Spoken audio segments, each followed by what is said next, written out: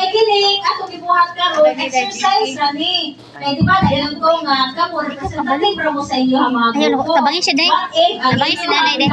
Identify nga project, DI mo ay sa konsultasyon sa General Assembly sa kadag majority ninyo. So dapat ma-identify ninyo unsa gyud ang mas di ba sa stakeholders analysis kay participation sa mga members gyud. So mas maayo nga makonsulta ang inyong mga majority before ta mo decide sa final nato nga project proposal. Okay, so team Saflo. Ay, kisuman. Ay, ma'am. Ay, hapon kami ang Saflo sa Cebu.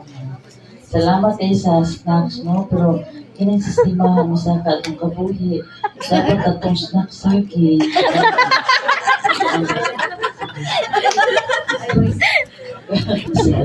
Ugma, magsagi taga-buhugid yun, no, farmer. Ano rin sa akin? Sige, aganda akong tingog kay Pagaw. Primary na mga stakeholders ang Saflo Farmers. Siyempre kami nga association kay kami may ganang ang association mao man jud mo trabaho ani unya producer mo grow nya mo kuan putas mga batan-on mutapot ta niya gardeners mismo harvester tanan ni siya kung kayo wala ko kung wala kay kwarta di ta kapanahon manguna gyud ta ay mga bukhat ta oy mga mandi unya oo mga bukhat dayon ang kita nga association mismo especially na gid sa kuan mga officers no mo jud mangulay nga mahimo po tang investor kaya dito maguna-unang butag kwarta niya ang mga membro buligaw manggali nag-inom pa ang motor bisag 5 pesos o diba? Tingpaitang niya o dayon ang atong interest ana nga nagkuhan ta sa atong association niya para maka-income nga makaproduce ta ng quality nga products para sa atong community kay we all know nga karon sige lang tagkaunan ng kanang mga dali bitaw kaayo fast foods bitaw unya dali kita manambok nga masakit na dali ka ato na lang dali yung mga issues concerns nato mo lagi na naguna-una ta nga naatay mahimo nga maayos ng komunidad pero kay kasagaran sa mahimo kung ka ng association labi ng farmers ani kayuhan nga maghangad lang o kayuhan nga grant kita mga pobre, di man ang mga dato, miss. So, natural, watay kwarta. So, mo na siyang magproblema sa production area, na diha, niya, kanang farmers man ta, number one, ang yuta o tubig nato ng mga problema, dayon muna ay mga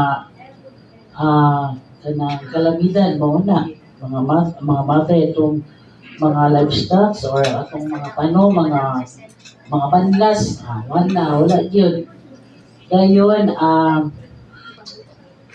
wala siya pila na may edad nato ron diri be mas kwinta na unya mangalsa patag mga binukag ani ay kung na niya atong mga anak di na musugo kay cellphone na gibit be paita mga aging people o saan na nato niya wala ba influence pa tas mga batan nga magkuan ta mag-farming porting luoya kay moral ang mga bata mulingyo na mag-imong-ingno nga tutas umaday at tutas umadong so muna mga klaro kaya itong mga kuan mga issue dayon mo lagi na ma-introduce nila mga action needed nato muna nga muduol ta og mga agencies sa to ang LGU dayon sa pa itong mga sana ka ng mga paagi nga atong una-una daghan tag paagi mo na nga madto sa DA sa to ang kuan sa LGU din mo rin punta diri sa province no politikaw ta diri no kaya sa budget sa kuan sa kanang kita nga primary kay kita nga members mismo, mga officers, nabiruan ta nga investor. Kay ang magpa-investo na to nung walay kalibutan, kita medyo una-una, na sila mong suol, di ba? Ya, mo na siya, issue na tong number 1 diha kay ang kanang pag-manage sa funds. Kay wala may mo suon na to, wala may mo pa-member na to, wala sa mo di ka sa kwarta kon natay issue sa kwarta. At kasaligan ba ta or dili? So mao na nga atong buhaton ana ipakita nato nga transparent ta sa atong mga reports. Bahalag sintabo sa atong report basta na o sa giingon pa sa usa sa member na mo nga o unsay report sa notebook mao'y gihap kuyawan pud galing ta ana. Usahay ra ba pud no kaya itong kwarta kay kuan kanang nara sa notebook. Usahay wala sa cash count, wala mag-cash count. So, most issues na siya. Dahil yun sa landowner, no, secondary din na mo sa landowner. Pwede rin magmanghawan mi dito. Pero, kinahanglan po sa nato sila. Muna siya ang role sa landowner kay magpagamit sa atong kuan pa yung sufract nila niya sabutan pa sa tunog kung sa mga kondisyones niya sa usufract nga mo gamit na nga termino niya ang interest nila ang interest niya nga kanang ato mapasabot nila nga dahil sila mailaha whatever nga tumamuntar diha mo na ito ipasabot noon sa mamuntar na ito diha bitan sa kwanti na maipot din ang hulukdo na ito ilahan naman na but you know there's one thing kanang dili po maayo no o ingon anak siya nakaagi mo anak kami nakaagi okay dahil yun wala siyang issue lagi kauna na mo sa legal proseso o na mga untay maliupos no mauna siya. Okay, thank you kayo Team Saplo. So duha na ka grupo ang nag-share og common nga issues and concerns, no? Tubig. So duha kanang tubig, water scarcity kadto po sa ilaha kay walay irigi water po to sa team ugman. So makita nato nga sa mga farmers kung irrigation projects. So,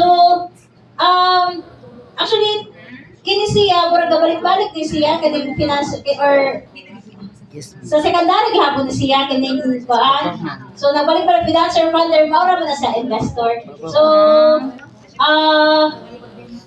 limited financing. So, meaning, wala pa may enough organizational funds sa nga para so, sa may lahang pati market price. So, nagbalik-balik po no, makita nyo na ang common nga issues sa atong mga farmers. Ang bago lang diri kay kiniinyuhang unfair nga rental fee. So, nadyo day tao nga, isa ba?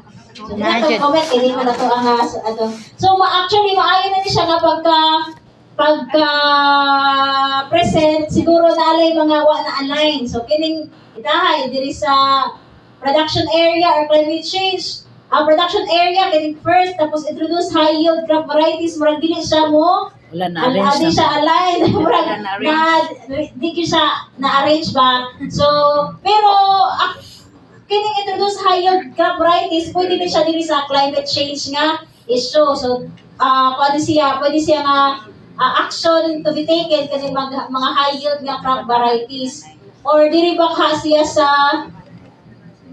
actually murag duwa ka si high yield murag wa kayo mo sa inyong issues kay kung sa issues kung ang result is high kung ang inyong action needed kay high yield meaning low ang inyong hanga production volume so far wa man ninyo gi-raise as issue ang low nga production volume. Yan, ako na kung ano yung gawas sa use of those high yield crop varieties.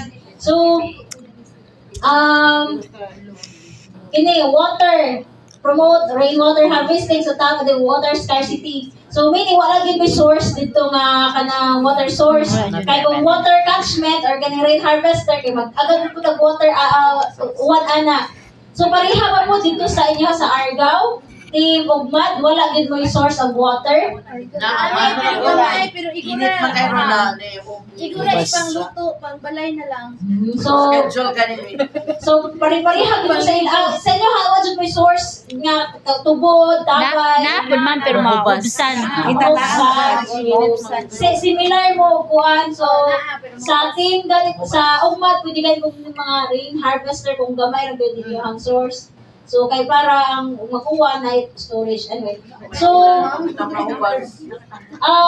po nino na written agreement nga infan kanang legal bitaw kanang notarized kay para di basta-basta nga mo decide na lang siya sa iyang kawalingon. So hopefully makuha na ni kung nana mo legal gyud nga document, at least dili mo basta-basta niya nga makontrol. Kay murag ma-enjoy imong term, control ang decision. So, isang malaking bagsak for Team Sablo.